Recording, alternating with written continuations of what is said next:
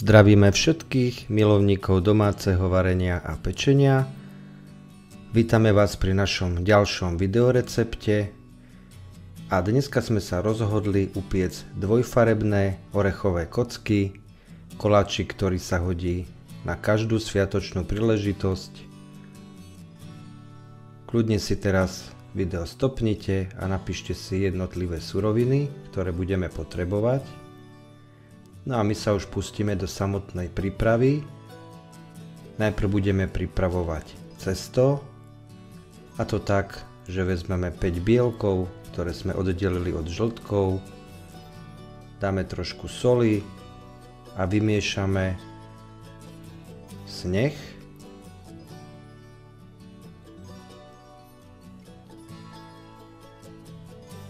No a keď máme takto pekne sneh vymiešaný a je pekne hustý, taký aký má byť, tak si ho dáme do inej nádoby, pretože nádobu na miešanie budeme ešte potrebovať.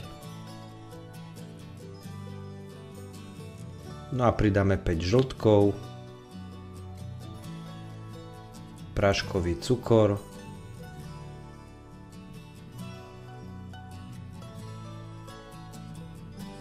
a opäť všetko pekne vymiešame, tak aby to malo bielu farbu, podľa čoho vieme, že žltky s cukrom sú už dokonale vymiešané.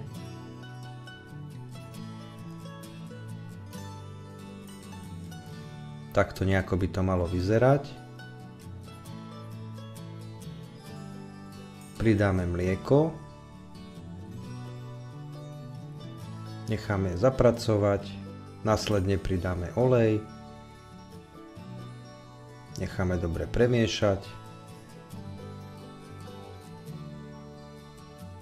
No a postupne budeme pridávať múku, tak aby sa pekne spojila s ostatnými surovinami. Nezabudnite tiež na prášok do pečiva.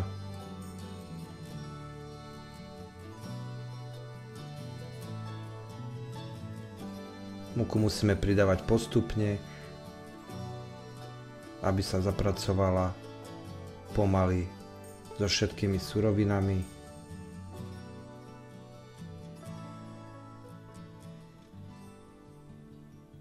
Cesto nám tým pádom trošku zhustne, ale to vôbec nevadí, pretože po pridaní snehu bude ideálne. Nakoniec pridáme ešte 2 čajové lyžičky kakaa a všetko necháme dobre spojiť a zapracovať.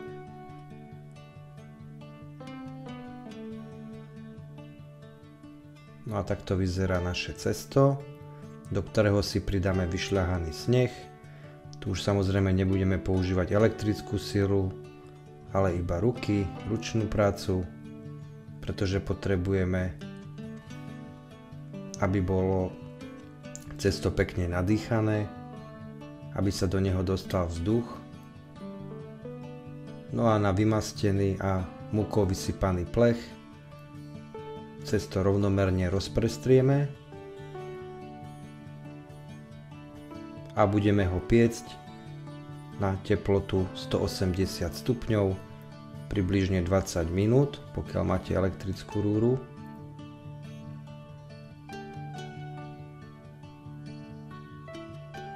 Či je cesto hotové, zistíte klasickým testom, že do neho pichnete drevenú špajlu, a pokiaľ sa cesto na ňu nelepí, tak je určite hotové, upečené.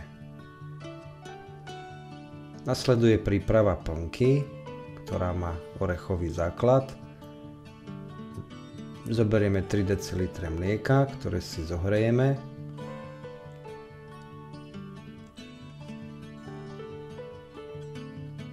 Ďalej si zmiešame 300 g pomletých vlašských orechov a 150 g práškového cukru.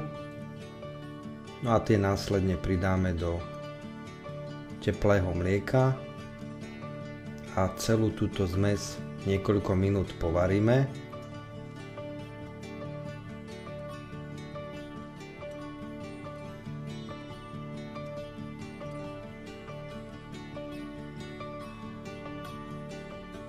Tak aby sa všetko pekne spojilo, cukor, orechy aj mlieko.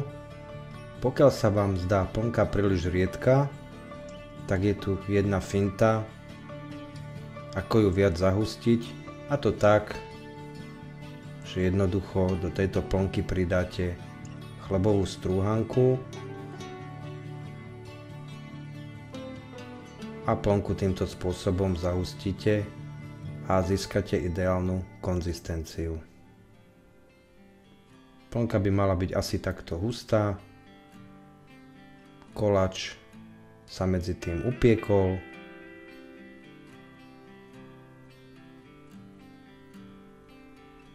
A priamo na tento teplý koláč môžeme dať rybezľový lekvár. Hodí sa proste lekvár, ktorý má kyslejšiu chuť.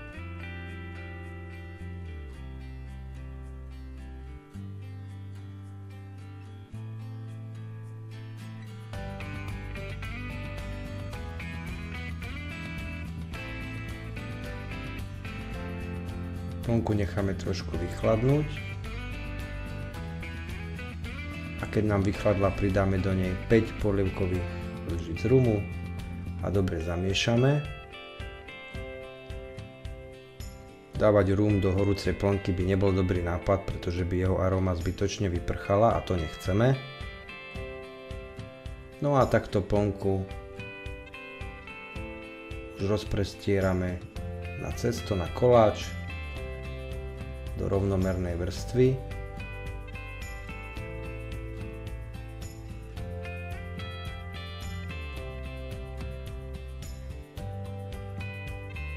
Ako vidíte, príprava tohto zákusku alebo koláča je trošku náročnejšia aj na čas, aj na pracnosť, ale garantujeme vám, že výsledok bude naozaj stáť za tú námahu.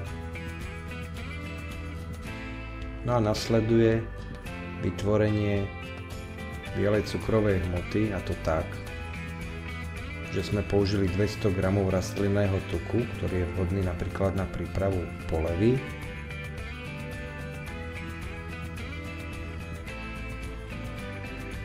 Keď máte tuk nastrúhaný,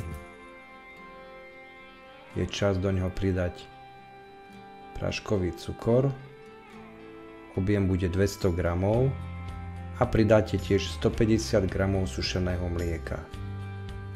No a teraz, tak ako ste videli v našich iných videách, keď sa spracováva ručne cesto, presne tento istý postup platí aj pre vytvorenie cukrovej hmoty,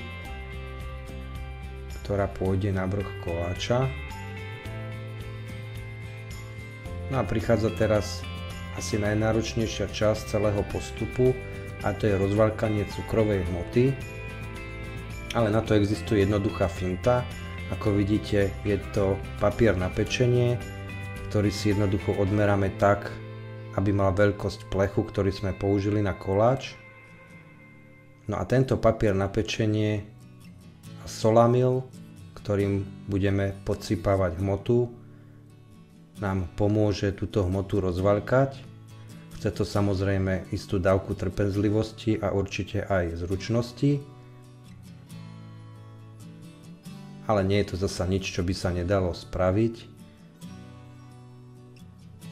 A papier na pečenie nám tu naozaj poskytne veľmi dobrú pomoc.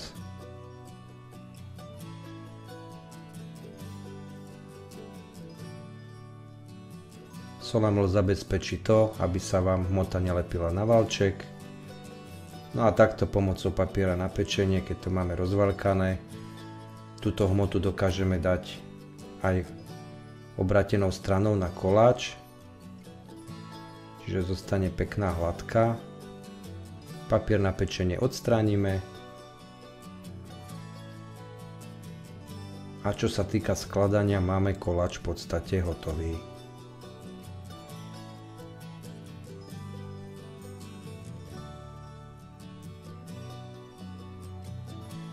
Nasleduje samotné rezanie.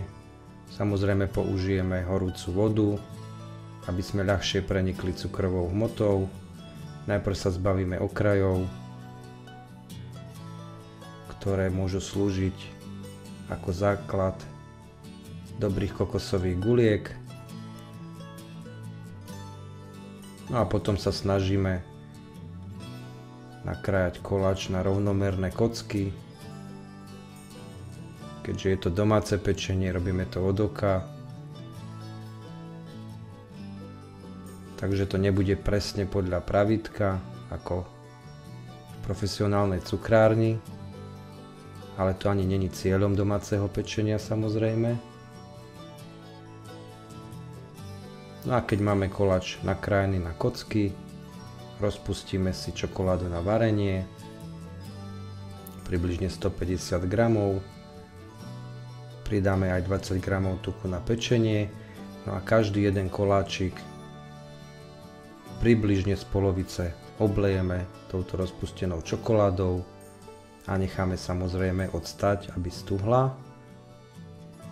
Tento koláč vám odporúčame servírovať aspoň po 12 hodinách státia, aby sa všetky chute, najmä tá rumová, spolu prepojili a aby ste si vychutnali dokonalý zážitok.